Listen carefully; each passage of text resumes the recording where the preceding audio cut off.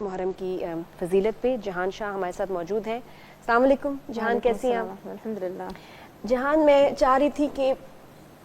بچوں کو ہم ضرور کربلا کے واقعے کے بارے میں بتائیں آسان الفاظ میں، کیونکہ اکثر کبھی ان کو سمجھ نہیں آتا جب وہ درس سن رہے ہوں، کچھ ٹی وی پہ سن رہے ہوں یا کتابوں میں پڑھ رہے ہوں تو مشکل الفاظ کا کچھ استعمال ہوتا ہے جو بچے سمجھ نہیں پاتے، یا وہ بچے جو اب اس قابل ہو گئے ہیں کہ جن کو بتانا چاہیے تو الفاظ جو ہیں اتنے آسان ہو کہ بچے سمجھ جائیں۔ جی اعوذ باللہ من الشیطان الرجیم، بسم اللہ الرحمن الرحیم، الحمد للہ الذی امر بعبادته ونہا ان یعصى والصلاة والسلام علی اشرف الانبیاء والمرسلین علیہ افضل الصلاة وتم التسلیم، اما بعد۔ یہاں پر موجود لوگوں کو اور دیکھنے والوں کو سب کو السلام علیکم ورحمۃ اللہ وبرکاتہ۔ واقعہ کربلا ایک ایسا واقعہ ہے جس میں کہ مطلب بہت زیادہ اختلافات بھی موجود ہیں، تو ہماری کوشش یہ ہوگی کہ ہم اس کو بہت آسان اور جو متفق جو ایک قصہ ہے جو کہ سارے کے سارے اجماع العلماء پہ جو متفق ہے وہ قصہ ہم اپنے بچوں کو ایجوکیٹ کریں، جس میں کہ بہت زیادہ مطلب کوئی اختلافات والی بات ہم اپنے بچوں کو نہ گائیڈ کریں۔ تو میری یہ کوشش ہوتی ہے کہ ہم ایسی باتیں بتائیں جو کہ بالکل نیوٹرل ہوں اور جو ہر طرف سے جو ہے جس میں کوئی شک و شبہات کی کوئی گنجائش نہ ہو۔ تو سب سے پہلے تو یہ دیکھنا ہے کہ یہ واقعہ جو پیش آیا اس سے پہلے کا پس منظر کیا ہے، یہ کیوں ہوا تھا، یہ ہوا ہی کیوں تھا ایسا، کیونکہ اتنا تو سبھی کو پتا ہے کہ امام حسین رضی اللہ عنہ کی شہادت ہوئی تھی، ان کو شہید کیا گیا تھا، اور کس طرح سے شہید کیا گیا تھا، تو اتنی ظلم اور بربریت کی وجہ کیا تھی۔ سب سے پہلی چیز تو یہ اموی حکومت تھی، 4 خلفاء الراشدین ہیں، علی بن ابی طالب رضی اللہ عنہ یہ سب سے آخری خلیفہ راشد ہیں۔ اس کے بعد جو خلافت آئی وہ حسن بن علی رضی اللہ عنہ کے پاس آئی، جو کہ بہت کم عرصے کے لیے تھی، تو انہوں نے اپنی خلافت کو پھر دولہ الامویہ جو تھا ان کی طرف کر دیا، معاویہ بن ابی سفیان جو تھے ان کو دے دیا، خود تنازل کر لیا کہ بھئی مجھے اس کی ضرورت نہیں ہے، آپ لے لیں۔ تو یہ وہاں پر پھر کوئی جنگ و جدل نہیں ہوئی، کوئی قتال نہیں ہوا، کچھ نہیں ہوا، تو انہوں نے اسی وجہ سے، اسی سوچ سے، تاکہ کہ مسلمان آپس میں نہ لڑیں، اس وجہ سے انہوں نے اس چیز سے تنازل کر دیا۔ اب جب انہوں نے اس چیز سے تنازل کر دیا تو یہاں سے اموی حکومت جو ہے وہ پروان چڑھی اور وہ اسٹارٹ ہو گئی۔ اس کے بعد جب ان کی بھی شہادت ہو جاتی ہے، اور اس کے بعد جب معاویہ بن ابی سفیان جو ہیں وہ جب بالکل بستر مرگ پر آ جاتے ہیں تو وہ اپنی جو حکومت ہے وہ یزید بن معاویہ کو دے دیتے ہیں۔ تو جب یہ بات حسین رضی اللہ عنہ کو پتہ چلتی ہے تو وہ ان کے دماغ میں یہ بات آتی ہے کہ یہ تعالیمت دین جو ہیں، دین کی جو تعالیم ہے اس سے ہٹ کے تو یہ کام ہو رہا ہے، کیونکہ ایک طریقے سے ان لوگوں نے اس کو خلافت کو بادشاہت کا رخ دے دیا، تو وہ یہ نہیں چاہتے تھے کہ اب یہ بادشاہت، کیونکہ یہ چیز وراثت میں آ جائے، کیونکہ جو اصل طریقہ ہے ایک حاکم کو چننے کا وہ یہ ہے کہ بھئی سارے کے سارے مسلمان بیٹھیں گے، ان کی ایک طریقے سے آسان الفاظ میں بولیں ووٹنگ ہوگی، وہ ان کی استشارت ہوگی، ان کا مشورہ ہوگا، پھر جس کو وہ حاکم چنیں گے وہ حاکم بنے گا۔ لیکن اگر وراثت اس طریقے سے ہو گئی تو دنیا میں ایک الگ ہی نظام جو ہے وہ قائم ہو جائے گا، اور نااہل لوگ پھر حکومت میں آ جائیں گے، اور جن کو کہ لوگ پسند بھی نہیں کر رہے، کیونکہ یزید بن معاویہ کی اگر آپ صفات کے اوپر دیکھتے ہیں تو جو ان کے ارد گرد کے لوگ تھے وہی ان کو پسند نہیں کرتے تھے۔ ان کی صفات میں بہت سی ایسی بہت ظالم تھے اور ان کی نیچر بہت زیادہ خراب تھی، تو آس پاس کے لوگ ہی ان کو پسند نہیں کرتے تھے۔ لیکن کیونکہ معاویہ بن ابی سفیان نے اپنے بیٹے کو دے دیا تھا، تو جیسے ہی معاویہ بن ابی سفیان کا انتقال ہوتا ہے وہ تخت کے اوپر بیٹھ جاتے ہیں۔ اب جب وہ تخت کے اوپر بیٹھ جاتے ہیں تو اپنے جو ان کے وزراء ہیں وہ ان کو یہ بات سمجھاتے ہیں کہ اب تم لوگوں نے مدینہ منورہ جانا ہے اور 3 لوگوں سے جو ہے وہ بیعت لے کر آنی ہے، یعنی کہ ان لوگوں سے ایک طریقے کی منظوری لے کر آنی ہے کہ وہ لوگ میرے ہاتھ کے اوپر مبایعہ کرتے ہیں اور مجھے امام اور حاکم جو ہے وہ مان لیتے ہیں۔ ان 3 کون ہیں؟ عبداللہ بن الزبیر اور عبداللہ بن عمر اور حسین بن علی رضی اللہ عنہ، 3 جلیل القدر صحابہ، جن کے والد بھی صحابی، بہت جلیل القدر صحابہ۔ ان سے اگر منظوری مل جاتی ہے تو عامت المسلمین جو ہیں وہ بھی مجھے اپنا حاکم مان لیں گے۔ اب وہ یہی جو ان کی یہ خط ہوتا ہے اس کو لے کر جاتے ہیں وہاں پر حسین رضی اللہ عنہ کے سامنے رکھتے ہیں، تو باقی صحابہ بھی اس چیز سے انکار کر دیتے ہیں کہ یہ تو زبردستی والی چیز ہو رہی ہے، کہ ہم کو زبردستی اس چیز کے لیے آمادہ کیا جا رہا ہے اور ہم اس چیز کے اوپر راضی نہیں ہیں،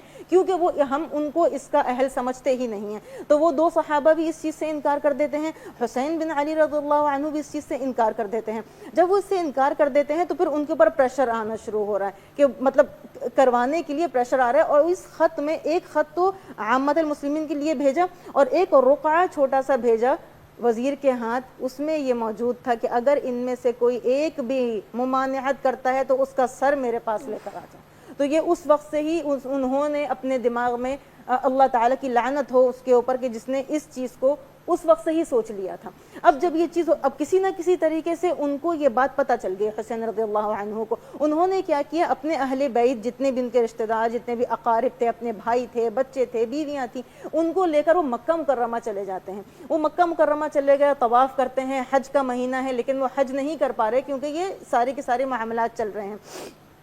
اب جب یہاں وہ پہنچتے ہیں تو اپنے چچا زاد بھائی کو وہ کوفہ کی طرف روانہ کرتے ہیں کہ کوفہ سے جو لوگ ہیں وہ حسین رضی اللہ عنہ کو خطوط بھیج رہے ہیں کہ آپ آ جائیں، ہم آپ کے ہاتھ میں مبایعہ کریں گے، ہم یزید کے ہاتھ میں مبایعہ نہیں کریں گے۔ اب جب ان کو ایسے خطوط مل رہے ہیں تو ان کے دل میں اطمینان آ جاتا ہے تھوڑا کہ اچھا اگر میں جاؤں گا کوفہ کی طرف تو لوگ میرے ہاتھ میں مبایعہ کر لیں گے اور سب مجھے حاکم تسلیم کر لیں گے۔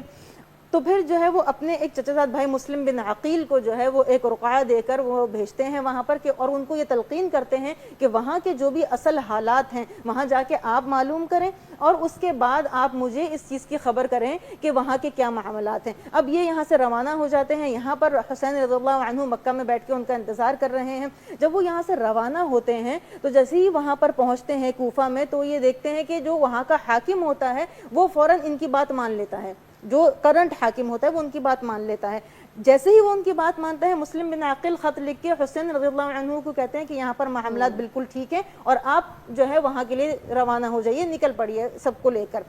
وہ وہاں سے وہ تیاریاں شروع کر دیتے ہیں۔ یہاں پر جب یہ بات یزید کو پتہ چلتی ہے تو وہ والی الکوفہ کو فوراً تغیر کر دیتا ہے، بدل دیتا ہے۔ وہ کس کو لے کر آ رہا ہے؟ عبید اللہ بن زیاد کو لے کر آ جاتا ہے، جس کی کہ ظلم اور بربریت پوری جگہ میں مشہور ہوتی ہے کہ وہ بے حد ظالم اور جابر ہوتا ہے۔ جب وہ حاکم بن کر آتا ہے تو وہ کسی طریقے سے ان کو اپنے جال میں اپنی اس میں پھنسا کر اپنے محل بلاتا ہے اور مسلم بن عقیل کو اپنے محل کی چھت سے دھکا دے کے ان کو شہید کر دیتا ہے۔ تو یہاں پر وہ شہید ہو گئے ہیں، وہ وہاں سے نکل چکے ہیں حسین رضی اللہ عنہ، ان کو پتہ ہی نہیں ہے۔ اب دیکھیں ٹیکنالوجی تو ہے نہیں نا وہاں پر، وہ یہ سمجھ رہے ہیں کہ خط مل گیا ہے، معاملات امن ہیں، ساری چیزیں ہیں، لیکن جو جلیل القدر صحابہ پیچھے موجود ہیں، عبداللہ بن عمر ہیں، عبداللہ بن زبیر ہیں اور صحابہ، وہ منع کر رہے ہیں، وہ بول رہے ہیں کہ آپ وہاں مت جائیں، وہ جگہ ہے جہاں پر آپ کے والد محترم کو بھی شہید کیا گیا ہے، وہ ارض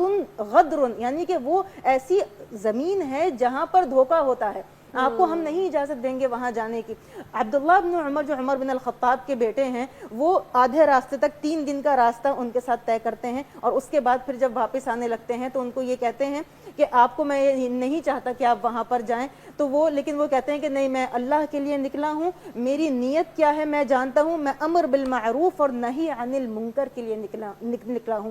اب اس کی وجہ یہ ہے کہ ان کو دنیا سے تو کوئی رغبت ہے نہیں، وہ جو ان کے نانا کا جو لایا ہوا دین ہے، دین کہاں سے نکل رہا ہے؟ انہی کے گھر سے تو نکل رہا ہے، انہی کے سامنے ساری کی ساری چیزیں ہوئی ہیں، نماز فرض ہو رہی ہے، ساری چیزیں ہو رہی ہیں، تو ان کو تو پتہ ہے کہ معاملات کس طرح ہونے چاہیے، تو کہہ رہے ہیں میرا تو دنیا سے کوئی رغبت ہی نہیں ہے، میں تو اللہ کے لیے نکل رہا ہوں اور مجھے اللہ پر بھروسہ ہے اور وہاں کے لوگوں نے مجھے دعوت دی ہے تو مجھے جانا پڑے گا مسلمانوں کے اتحاد کے لیے۔ یہ ساری کی ساری جو چیز ان کی طرف سے ہوئی تھی وہ صرف اس لیے ہوئی تھی کہ مسلم امہ جو ہے وہ متحد رہے اور انتشار کا شکار نہ ہو۔ اب وہ یہاں سے نکل گئے ہیں، وہاں پہ مسلم بن عقیل کی شہادت ہو گئی ہے، یہاں سے نکلے ہیں، جیسے ہی وہ وہاں پہنچتے ہیں کربلا کے میدان میں، جو ایک بہت ہی چٹیل جیسے میدان ہوتا ہے، وہ جو صحرا ہے، وہاں پر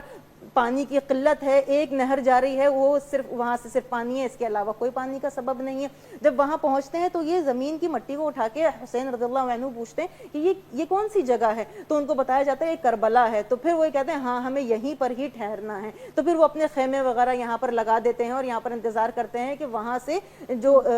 عبید اللہ بن زیاد کے جو لوگ ہیں وہ لوگ یہاں پر آئیں اور یہاں پر آ کر جو ہے وہ مبایعہ کریں ان کے ساتھ میں۔ اب جب وہ یہاں پہنچتے ہیں تو یہاں پہنچنے کے بعد ان کو یہ پتہ چل رہا ہے کہ مسلم بن عقیل کی جو ہے وہ شہادت ہو چکی ہے۔ مسلم بن عقیل کی شہادت کب ان کو پتہ چلتا ہے تو ظاہر غم، تکلیف، دکھ ان کو اتنا زیادہ ہونے لگتا ہے، تو پھر جب ان کا اچھا ان کے ساتھ کتنے لوگ جا رہے ہیں؟ 72 لوگ ہیں، صرف ان کے ساتھ صرف 72 لوگ ہیں، اور دوسری طرف سے جو جیش آ رہا ہے، دوسری طرف سے جو لشکر آ رہا ہے وہ 4000 لوگوں کا بڑا لشکر ہے۔ تو آپ سوچیں کہ کتنا بڑا، کہ انسان سوچے بھی تو رونگٹے کھڑے ہو جاتے ہیں کہ انسان مطلب کیسے وہ لوگ مقابلہ کریں گے، اس کی سوچ سے وہ لوگ، کیا اللہ کے لیے ان کے جذبات ہیں، کیا ان کی سوچ، کیا قربانی ہے دین کے لیے۔ اب وہاں سے وہ لشکر آ جاتا ہے، پھر جو لشکر کے جو امیر ہے، جو بڑا ہے، جو عبید اللہ بن زیاد کی طرف سے جو آئے ہیں، وہ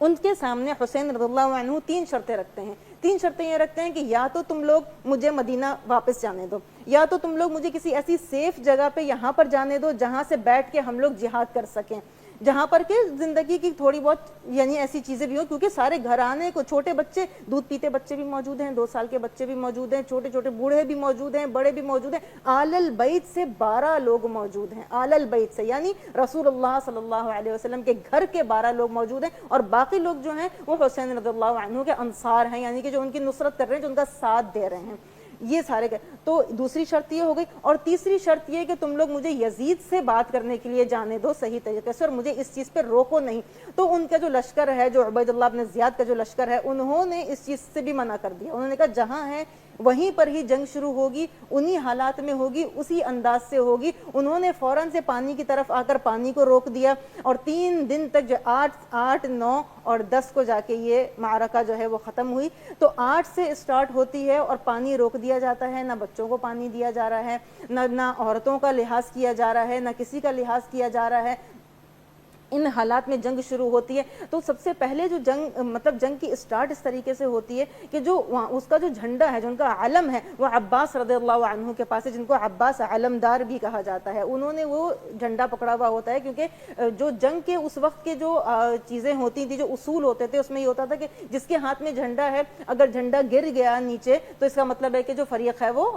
ان کی شکست ہو گئی ہے, وہ ہوگا. تو وہ بہت زیادہ اہمیت کا حامل تھا. یہاں پر بی بی سکینہ جو ہے, ان کو بھی چھوٹی ہیں, ان کی پیاس کی جب شدت ہوتی ہے تو عباس رضی اللہ عنہ جو ہے وہ نہر کی طرف بھاگتے ہیں. جب وہ نہر کی طرف بھاگتے ہیں اپنے گھوڑے پر سوار ہو کر, اور وہ جلدی سے جا کر اس کو ایک مشکیزہ ہوتا ہے, اس کو جو ہے وہ فل کرتے ہیں, اس کو بھرتے ہیں, اور واپس اس کو جب لے جانے لگتے ہیں تو شمر بن الجوشن جو ہے وہ ایک دم سے تیر مارتا ہے, اور وہ جو مشکیزہ ہے اس میں سوراخ ہو جاتا ہے. وہ اپنی تلوار والا جو ہاتھ ہے اس مشکیزہ کو سیو کرنے کے لیے اس میں رکھ لیتے ہیں. تو اب تلوار والا ہاتھ تو ادھر انگیج ہو گیا, ایک ہاتھ میں جو ہے وہ جھنڈا ہے. تو اس کا فائدہ اٹھا کر پھر جو ہے وہ کیا کرتے ہیں کہ ان کا ایک ہاتھ کاٹ دیتے ہیں, وہ ایک ہاتھ کاٹ دیتے ہیں, اور بہت سارے تیر مزید اس مشکیزہ پہ لگتے ہیں. تو پھر جو ہے وہ ظاہر اب کمزور ہو گئے ہیں, پھر بھی وہ اپنی اس سے وہ دوڑاتے رہتے ہیں اس کو. پھر دوسرا ہاتھ بھی ان کا جس میں جھنڈا ہوتا ہے, دوسرا ہاتھ بھی وہ کٹ جاتا ہے. پھر اسی حالت میں وہ جاتے, پھر ابھی بھی زندہ ہیں, پھر اسی حالت میں وہ جاتے ہیں. پھر اس کے بعد پھر راستے میں جو ہے وہ ان کا سر دھڑ سے الگ کر دیا جاتا ہے, اس کو نیزے پہ چڑھا دیا جاتا ہے, اور ان کے جسد مبارک کے ساتھ بھی بے حرمتی کی جاتی ہے, اور کیا کیا اس طریقے کی. اور پورے جنگ کے جو حالات ہیں, پھر جب ایک ایک کر کے آنے لگے. اچھا جیسے ہی جنگ سٹارٹ ہوئی ہے نا, تو 72 لوگوں نے 4000 لوگوں کو اتنا ڈرا دیا کہ ان لوگوں نے یہ بولا اگر اس انداز سے تم لوگوں نے جنگ کی تو یہ 72 تمہارے 4000 پر بھاری ہو جائیں گے, تم لوگوں کو کوئی اور اسٹریٹجی کرنی ہوگی, کوئی اور لائحہ عمل اختیار کرنا ہوگا. تو پھر وہ لوگ جو ہے وہ پورا ایک ساتھ, کیونکہ طریقہ یہ ہوتا تھا کہ جو ہے وہ اس میں ایک ساتھ نہیں سٹارٹ کرتے تھے, ایک ایک کر کے آتے تھے. جی اس پہ مزید بات کریں گے, ایک چھوٹی سی بریک لیتے ہیں, اس کے بعد واپس آئیں گے.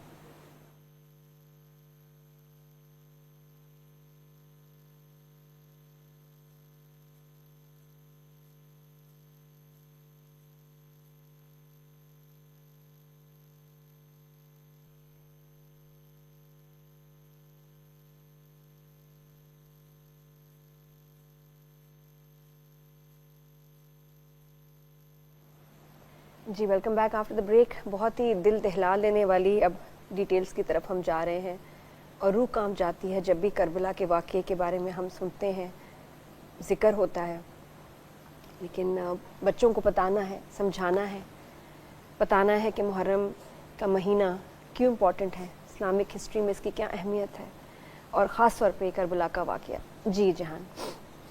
تو اب میں ایک چیز اس میں مزید ایڈ کروں گی کہ ایک جو ہم اس کی بات کر رہے ہیں کہ عبید اللہ بن زیاد کا جو لشکر ہے ان کے سرپرست کون تھا, ان کا سرپرست کون تھا؟ عمر بن سعد بن ابی وقاص. جب سعد بن ابی وقاص کا ہم نام سنتے ہیں تو جلیل القدر صحابی 10 مبشرین بالجنہ میں سے ہیں, ان کے جو بیٹے ہیں وہ یہ کام کر رہے ہیں. تو سوچیں کہ مطلب جب نسل آگے بڑھی ہے تو وہ کیا کام کر رہے ہیں, وہ ان کے دل میں اتنی جلدی دنیا کی محبت, اقتدار کی محبت, حاکم بننے کی محبت اتنی زیادہ ہو رہی ہے کہ وہ یزید کے ساتھی بن کے جو ہے وہ حسین رضی اللہ عنہ کے خلاف کھڑے ہو کر, اور وہ ان کے پورے جو لشکر تھے وہ ان کے سب سے بڑے تھے, سب سے بڑے امیر تھے ان کے,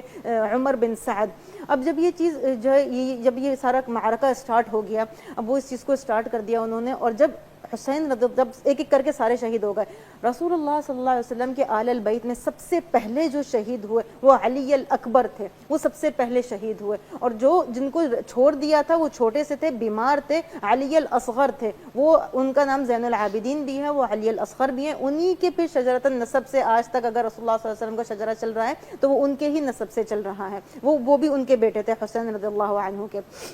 اب یہ چیز جب ہم لوگ یہ دیکھتے ہیں کہ جب یہ جنگ کے اصول تو ان لوگوں نے توڑ دیا، کیونکہ جو دوسرا لشکر ہے، سوچنے والی بات یہ ہے کہ مسلمان کہنے کے مسلمان، نام کے مسلمان تو وہ بھی ہیں، لیکن جو جنگی اصول ہیں وہ انہوں نے کوئی فالو نہیں کیے جو رسول اللہ صلی اللہ علیہ وسلم نے سکھائے ہوئے تھے۔ اب بہت زیادہ عرصہ نہیں ہوا رسول اللہ صلی اللہ علیہ وسلم کے وصال کو، 61 ہجری میں یہ واقعہ پیش آ رہا ہے، 61 ہجری میں، تو اتنا زیادہ، لیکن کہ مسلمان جس طریقے سے آگے بڑھتے رہے تو جو ان کی سب سے پہلا اختلاف جو ان کے بیچ میں آتا ہے وہ اسی حکومت کے اوپر سب سے پہلا اختلاف آ رہا ہے، اور دنیا کی رغبت ان کے دل میں آ رہی ہے، اور حسین رضی اللہ عنہ کے دل میں اس طریقے کی کوئی بھی جذبہ نہیں ہے۔ جب استشہاد کا واقعہ ہم کو کرنے لگتے ہیں تو بتاتے ہوئے روح کانپ جاتی ہے، سمجھ میں نہیں آتا کہ ہم اس کو الفاظ میں کس طرح سے ڈھالیں، تو سارے کے وہ ایک اکیلے ایک ایک کر کے سب شہید ہو گئے، ان کے آل البیت، ان کے انصار، سب کے سب شہید ہو گئے، اور جو ہے عورتیں جو ہیں وہ خیموں کے اندر ہیں، وہ رو رہی ہیں، ان کی چیخنے کی آوازیں آ رہی ہیں، وہ پریشان ہیں کہ یہ کیا باہر مطلب کیا ہو رہا ہے اس طریقے سے۔ اس سے ایک رات پہلے اگر جاتے ہیں تو ہم یہ دیکھتے ہیں کہ حسین رضی اللہ عنہ کی ہلکی سی آنکھ لگ جاتی ہے، جب ان کی آنکھ لگتی ہے تو جب وہ بیدار ہوتے ہیں تو زینب رضی اللہ عنہ ان کے سامنے ہیں، ان کی بہن، اور وہ ان سے جو ہے وہ پوچھتی ہیں کہ اتنا برے حالات چل رہے ہیں، اس طرح لوگ ہمارے شہید ہو رہے اور آپ مسکرا رہے ہیں؟ تو وہ یہ کہتے ہیں میں اس لیے مسکرا رہا ہوں کیونکہ میرے خواب میں نانا آئے تھے اور مجھے یہ کہتے ہیں کہ تمہیں میں اپنے ساتھ لینے کے لیے آیا ہوں اور میں یہاں پر موجود ہوں، میں یہاں پر آ چکا ہوں اور تمہیں اپنے ساتھ میں لے کر جاؤں گا، میں اس وجہ سے مسکرا رہا ہوں کیونکہ مجھے اللہ نے یہ بتا دیا ہے کہ میں حق پر ہوں، میں صحیح ہوں۔ تو پھر جو ہے اب یہ ہم دیکھتے ہیں کہ جب یہ معرکہ بہت بری طرح سے شروع ہو گئی کہ ان لوگوں نے پورا ہجوم کر دیا، پورا ایک دم سے جیسے کہنا چاہیے دھاوا بول دیا ایک دم سے، اور پھر حسین رضی اللہ عنہ ان کے جو لشکر ہے ان سے نماز کی اجازت لیتے ہیں۔ اب یہ ایک اور میسج ہمیں یہاں سے مل رہا ہے کہ اگر کہتے ہیں کہ تاریخ میں اگر کبھی کسی کو نماز معاف ہوئی ہوتی تو حسین رضی اللہ عنہ کو کربلا کے میدان میں نماز معاف ہوئی ہوتی، لیکن انہوں نے بھی نماز اس وقت پڑھ کر اس بات کی ہمیں دلیل دے دی، اس بات کا ثبوت دے دیا کہ کسی حالات میں بھی نماز کو ترک نہیں کرنا ہے۔ انہوں نے جب اس چیز کی اجازت مانگنی چاہیے کہ بھئی مجھے نماز کی اجازت دی جائے تو شمر بن الجوشن نے جو ہے وہ چنگھاڑتے ہوئے چیختے ہوئے جو ہے ان کو منع کر دیا، اور ایک اور بندہ وہاں پہ لعنہ اللہ موجود تھا، وہ یہ کہتا ہے، سنان بن انس، وہ یہ کہتا ہے کہ تمہاری نماز تو قبول ہی نہیں ہے، تو وہ اپنے دل میں یہ سوچتے ہیں کہ میری نماز قبول نہیں ہے، کس کی نماز، مطلب وہ کس طریقے سے یہ کہہ رہے ہیں کہ جہاں سے نماز فرض ہوئی ہے جس گھرانے سے، ان کو کہہ رہے ہیں کہ تمہاری نماز قبول نہیں ہے۔ انہوں نے کچھ بھی دیکھے بنا، سوچے بنا انہوں نے اپنی نماز اسٹارٹ کر دی، اور جیسے ہی انہوں نے نماز اسٹارٹ کی تو پھر ان کے اوپر وار کرنے شروع کر دیا۔ کسی روایات میں یہ بھی آتا ہے کہ نماز کے دوران سارے کے سارے وار ہوئے، اور سر جو تن سے الگ کیا گیا تھا ان کا وہ بھی نماز کے دوران ہوا تھا، اور کسی روایات میں یہ بھی ہے کہ جب انہوں نے نماز ختم کی تو اس کے بعد پھر سارے کے سارے جو گھڑ سوار تھے اور سارے کے سارے جو لوگ تھے ان لوگوں نے جو ہے وہ ان کو گھیر لیا، اور وہ اکیلے تھے۔ 33 وار جو ہے ان کے اوپر برچھے سے کیے گئے، 34 وار ان کے اوپر تیروں سے کیے گئے۔ ایک انسان کے اوپر اتنے زیادہ وار کیے جا رہے ہیں، کس کے اوپر؟ یہ سوچنے والی بات ہے۔ کون؟ جس کو کہ رسول اللہ صلی اللہ علیہ وسلم کہہ رہے ہیں کہ یا اللہ مجھے ان سے محبت ہے، تو بھی ان سے محبت کر، کہ جب وہ روتے ہیں تو وہ فاطمہ الزہرا کو رضی اللہ عنہا کو کہتے ہیں کہ ان کو رلایا مت کرو، کیا تمہیں نہیں پتا ان کا رونا مجھے تکلیف دیتا ہے؟ تو کیا ان لوگوں نے کچھ بھی نہیں سوچا کہ جب ان کو شہید کر رہے ہیں تو یہ کون ہے جن کو اس طرح سے شہید کر رہے ہیں؟ کہ مسلمانوں کے لیے بھی جنگی آداب ہیں کچھ کہ کس طریقے سے کرنا ہے، بچوں اور عورتوں کی طرف نہیں جانا ہے، کہ نماز کا وقت دینا ہے، کہ کیا طریقہ کار ہونے چاہیے، وہ کچھ بھی وہ لوگ فالو نہیں کر رہے۔ اب ایک ایک کر کے ان کے اوپر اس طریقے سے جب وہ وار ہوتے ہیں اور وہ زمین پہ جو ہے وہ ڈھیر ہو جاتے ہیں تو پھر آخر میں شمر بن الجوشن جو ہے وہ آ کے ان کا سر تن سے الگ کر دیتا ہے اور فوراً اس کو نیزے پہ چڑھا دیتا ہے۔ جب وہ ان کو نیزے پر چڑھا دیتے ہیں تو پھر جو مطلب ایک جو جلال اللہ تعالیٰ کا، آج بھی اگر ہم یہ چیز دیکھتے ہیں تو اس دن آسمان میں ایک عجیب سا جلال ہوتا ہے، ایک عجیب سی کیفیت ہوتی ہے کہ اتنا بڑا واقعہ کر دیا، اب سر تن سے الگ کر دیا، اور جتنی بھی اہل بیت کی جو عورتیں تھیں جو کہ معزز مکرم، جن کی کتنی نہ عزت کی جائے، کتنی نہ احترام کیا جائے، ان کے ہاتھوں میں بیڑیاں، ان کے دوپٹوں کا نہیں پتہ، ان کو اس تک کا وہ لحاظ نہیں کر رہے کہ ان کے دوپٹے نہیں ہیں، ان کو کس طریقے سے ان کو بیڑیاں ڈال کے گردنوں میں پیروں میں بیڑیاں ڈال کے ان کو کھینچتے ہوئے جو ہے وہ شام تک لے کے جا رہے ہیں، اور جو جتنے بھی شہداء تھے سب کے، یہاں تک کہ جو بچے تھے ان تک کے سروں کو نیزے پر چڑھا دیا، کسی کو بھی نہیں چھوڑا، اور حسین رضی اللہ عنہ کو بھی۔ پھر وہاں پہ جا کر جب جو ہے وہ سارے کے ساری چیزوں کو پیش کیا گیا ہے اس ملعون کے سامنے، اور حسین رضی اللہ عنہ کے جب سر مبارک کو ان کے سامنے پیش کیا جا رہا ہے تو وہ اپنی چھڑی مار رہے ہیں اس کے اوپر، ان کے منہ مبارک کے اوپر۔ تو وہاں پہ کھڑے ہوئے برز الاسلمی ان کو کہتے ہیں کہ اے بدبخت، تجھے یہ نہیں پتا کہ جس کی قبضے میں میری جان ہے، میں نے ان ہونٹوں پہ رسول اللہ صلی اللہ علیہ وسلم کے ہونٹوں کو لگتے دیکھا ہے، تو اپنے انجام سے ڈر، تیرا کیا انجام ہوگا۔ اور وہ وہاں سے اٹھ کر چلے جاتے ہیں اس تکلیف سے۔ پھر کچھ دن تک جو حسین رضی اللہ عنہ کی جو جتنی بھی خواتین ہیں، جو لوگ ہیں، ان کو یہاں پر اسیر بنا کر رکھا اسیر بنا کر رکھا کچھ دن تک۔ پھر جو مسلمان تھے مدینہ میں، جب ان تک یہ خبر پہنچی ہے کہ یہی سارا کا سارا واقعہ اس طریقے سے یہاں پر ہوا ہے، تو پھر ان لوگوں میں غم اور غصہ اور وہ لوگ ایک جنگ کی تیاری شروع کر دی۔ انہوں نے سب نے جو ہے وہ اس چیز سے کہ ایک ثورہ ہو جاتا وہاں پر، تو پھر انہوں نے جو ہے وہ ان ساری کی ساری خواتین کو مدینہ واپس بھجوا دیا۔ تو اس طریقے سے یہ قصہ یہاں پر، یہ قصہ تو اس طریقے سے اس وقت اختتام ہوتا ہے۔ ظاہری طور پر دنیاوی حساب سے یزید اپنے آپ میں ملعون یہ سمجھ رہا ہوگا کہ میری جیت ہو گئی اور میں نے ان کو شکست دے کے دنیا کو حاصل کر لیا، لیکن اصل جیت جو ہوئی ہے وہ حسین رضی اللہ عنہ کی اصل جیت ہوئی ہے، اور وہ تو کامیاب ہو گئے ہمیشہ کے لیے۔ اور انہوں نے جو میسیجز ہم کو اس سے دے دیے، وہ میسیجز جو ہمیں سمجھ میں آتے ہیں کہ کون کون سی، گاہے بگاہے اس قصے کے ساتھ ساتھ ہم سنتے سنتے اس کو سمجھ سکتے ہیں کہ ہر قدم پہ ایک میسیج آ رہا ہے، نماز کا میسیج آ رہا ہے، جنگ کی آداب کا میسج آ رہا ہے، اللہ تعالیٰ کے اصول کے لیے ڈٹ جانا، کہ دنیا کو اپنے سامنے رکھ کر، اکثر ایسا ہوتا ہے کہ ہم دنیا کے مفادات کی وجہ سے ہم آخرت کی جو ہمیں ہمیشہ باقی رہنے والے مفادات ہیں ہم اس کو بھول جاتے ہیں۔ تو یہ بھی ایک سب سے اچھا اس میں ایک میسج ہے کہ دنیا کو بھول کر آپ نے اللہ تعالیٰ کے بول کو بالا کرنا ہے، آپ نے اللہ تعالیٰ کی تعالیم کو جو ہے وہ اونچا رکھنا ہے۔ یہ دنیا کبھی نہ کبھی ختم ہی ہو جائے گی، ہر انسان کی قیامت وہی ہے، جب اس کی موت آ جاتی ہے وہی اس کی قیامت ہے، اور اس کے بعد پھر سب کچھ ختم ہو جائے گا۔ اگر یہاں پر اپنے اوپر جبر کر لیتے ہیں اور اپنے اوپر اس طریقے سے کر لیتے ہیں تو حسین رضی اللہ عنہ کا نام رہتی دنیا تک کس طریقے سے لیا جائے گا، اور یزید کے ساتھ ہی ہم ملعون کا لگاتے ہیں، اس کا انجام دیکھا جائے تو کتنا برا انجام، کہ شام کے ایک مزبلہ، یہ انجام کی بھی تھوڑی سی بات کریں گے، یزید کے انجام کے بھی اوپر بات کریں۔ کس کے اوپر؟ یزید کا جو انجام ہے اس پہ بھی تھوڑا پتہ ہے۔ جی بالکل، انجام کے اوپر ہی میں آ رہی ہوں کہ اتنا بدترین انجام، اتنا بدترین انجام کہ اس کے پیٹ میں کیڑے پڑ جائیں، کیڑے پڑ گئے، اتنی بری بیماری ہوئی کہ اس کے بعد جب یہ اس نے کیا، اور یہ کتنے عرصے بعد، کربلا کے اس واقعے کے کتنے عرصے فوراً بعد ہی اتنی اس کو تکلیف کا سامنا ہونے لگا، اس کو کوئی نہ کوئی بیماری ہو جائے، کوئی نہ کوئی اس کو تکلیف ہو جائے، اس کے سر میں اتنا شدید درد ہوتا تھا کہ وہ اپنے آپ کو پٹکتا تھا دیواروں پہ کہیں پر بھی، اور اس کے بعد پھر اس کو پیٹ میں اتنی بری بیماری ہو گئی، کیڑے پڑ گئے اس کو، تڑپ تڑپ کے بہت برے حالات میں اس کی موت ہوئی۔ بہت جلدی ہی یہ چیز ہو گئی تھی، چند سال کے اندر ہی جو ہے وہ ختم ہو گیا تھا وہ دنیا سے۔ اور آج اس کا مقبرہ جہاں پر ہے وہ ایک کوڑے پھینکنے کی جگہ ہے جہاں پر اس کا مقبرہ ہے، اور لوگ وہاں پر کوڑے پھینک پھینک کے جاتے ہیں۔ تو یہ اس کا انجام اتنا بدترین، اور جتنے بھی لوگ تھے، عبید اللہ بن زیاد کا آپ اگر انجام دیکھ لیں وہ بھی بہت بدترین ہے، سعد بن عمر بن سعد جو ہیں ان کا جو انجام ہے وہ بھی بہت زیادہ برا ہے۔ جتنے بھی لوگ ہیں سب کا انجام بہت زیادہ، اگر آپ تاریخ کے صفحوں کو اٹھا کر دیکھتے ہیں تو سب کے بدترین انجام ہوئے ہیں، کہ وہ بعد میں اس چیز کو، شمر بن الجوشن تو یہ کہتا تھا کہ میں رات کو جب سوتا ہوں تو میں سو نہیں سکتا ہوں، اور مجھے وہ چہرہ سامنے آتا ہے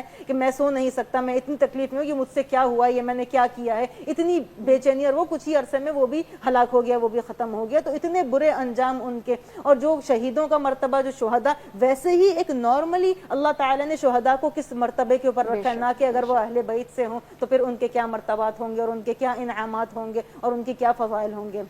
بے شک جہان جی، بہت شکریہ، اتنے کم وقت میں آپ نے بہت آسان الفاظ میں یہ واقعہ بیان کیا اور مطلب مشکل ہو جاتا ہے اتنے کم ٹائم میں. بہت ساری ڈیٹیل ہیں لیکن پی ٹی وی پہ آپ دیکھیں گے ابھی ان دنوں میں بہت ڈیٹیل میں اس پہ بات ہوگی ہمارے